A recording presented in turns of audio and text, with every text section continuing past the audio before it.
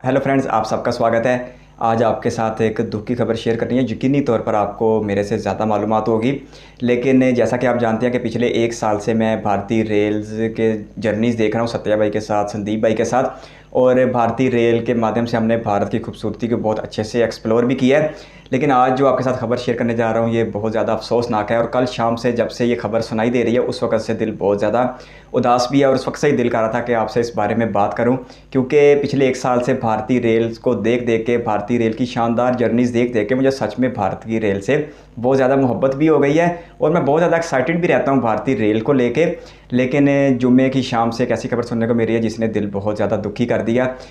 भारतीय मशरकी रियासत उड़ीसा के ज़िला बालासोर के इलाके में इन ट्रेनों के दरमियान एक बहुत ही खौफनाक हादसा पेश आया है, जिसके नतीजे में अब तक तकरीबन 300 के करीब हलाकतें हो चुकी हैं और कोई 900,000 के करीब ज़ख्मी भी बताए जा रहे हैं। हावड़ा चेन्नई एक्सप्रेस को यह हादसा पेश आया और बताया कुछ ऐसे जा रहा है कि हावड़ा चेन्नई एक्सप्रेस से मालबरदार गाड़ी के साथ टकराई जो स्टेशन के ऊपर रुकी हुई थी, और उसकी कुछ जो बोगियाँ हैं वो दूसरे ट्रैक के ऊपर जा गिरी हैं, और उसकी उसी वक्त सामने से एक तेज़ रफ्तार ट्रेन आ रही थी। यानी कुल मिला के 3 ट्रेनें आपस में टकराई हैं। 2 मुसाफिर बरदार ट्रेनें थीं, एक माल बरदार ट्रेन थी, जिसके नतीजे में खौफनाक हादसे ने शक्ल इख्तियार किया है और हर भारतीय को सोगवार कर दिया है।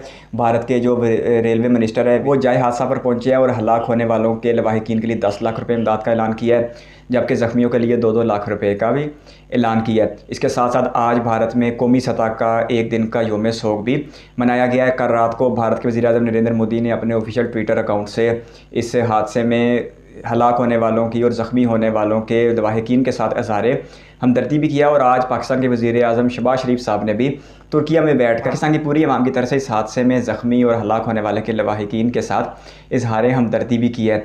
अब अगर इस हादसे की बात की जाए तो मुझे सच में इस हादसे का दुख इसलिए भी ज़्यादा है क्योंकि मैं एक साल से भारतीय रेल्स की सारी मालूमात देख रहा हूँ, तो उसमें वो बताया जाता था कि भारत में कवच सिस्टम लगा दिया गया है जो एक्सीडेंट को ज़ीरो पे ले आए। और पिछले कुछ अरसे में ही भारतीय रेलवे हुकाम ने दावा किया था कि अब हमने जो रेल एक्सीडेंट हैं वो सिफर कर दिए हैं और अब जानों के नुकसान नहीं होते।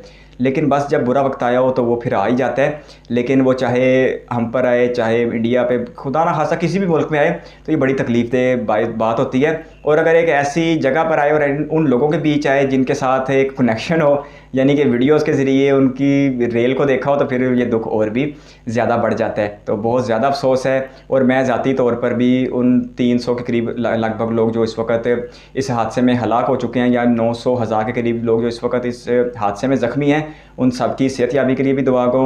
और जो बेचारे इस दुनिया से चले गए हैं उनके लवाहिकीन को सब्र आना चाहिए और उनकी मदद भी की जानी चाहिए। और इस हादसे की तहकीकात भी की जानी चाहिए कि आखिर टेक्नोलॉजी के इस दौर में जब भारत में 180-200 किलोमीटर के ऊपर वंदे भारत को चलाने का इंतज़ाम किया जा रहा है और बुलेट ट्रेन का जो प्रोजेक्ट है वो अगले 2 से 3 साल में चल पड़ेगा, तो फिर ऐसे हादसा होना बहुत ही ज़्यादा अफसोसनाक और चुका देने वाली बात बन के सामने आते हैं। हादसे के बाद मामलात को मामूल पर लाने के लिए भारत की वफाकी हुकूमत, मगरबी बंगाल की हुकूमत, उड़ीसा की हुकूमत बहुत मेहनत के साथ काम कर रही है। पुलिस एहलकार मौजूद है, रेलवे एहलकार मौजूद हैं।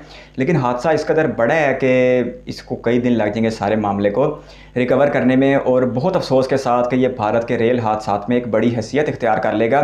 और ये भारत के चंद एक जो बड़े हादसात हैं, कोई 3 या 5 बड़े हादसात, उसमें यह हादसा भी सर फहरिस्त लिखा जाएगा। लेकिन एक बार फिर आपसे भी इज़हार अफसोस, और ख़ुसूसन उन लोगों से इज़हार अफसोस जिनके प्यारे इस हादसे में जान से गए, या वो ज़ख्मी होकर अपने हाथ पांव तुड़वा के या अपने जिस्म को चकनाचूर करवा के आज एक हस्पताल के बेड पे पड़े हुए हैं। ये बहुत ही ज़्यादा तकलीफ़ दे लम्हात होते हैं। पिछले साल पाकिस्तान में सैलाब आया था तो ऐसे नज़ारे देखने को मिलते थे कि लोग तिनकों की तरह बह रहे हैं। यकीनी तौर पर पूरी दुनिया के लोग जब उसको देखते होंगे तो तकलीफ़ होती होगी। अपने हम वतनों को ये तकलीफ़ और भी ज़्यादा महसूस होती है। मेरी बहुत सारी दुआ है कि आइंदा भारतीय रेलवे में कभी ऐसा दिन ना आए कि कोई हादसे की खबर हमें ऐसा सुनने को मिले, बल्कि ऐसे दिन ही सुनने को मिले कि वंदे भारत 200 में भी भाग गई और बुलेट ट्रेन का भी इफ्तिताह कर दिया गया। क्योंकि मैंने जिस कदर भारत की खूबसूरती भारतीय रेलवेज़ के ज़रिए देखी है, उतना शायद किसी और माध्यम से देखना मुमकिन नहीं था।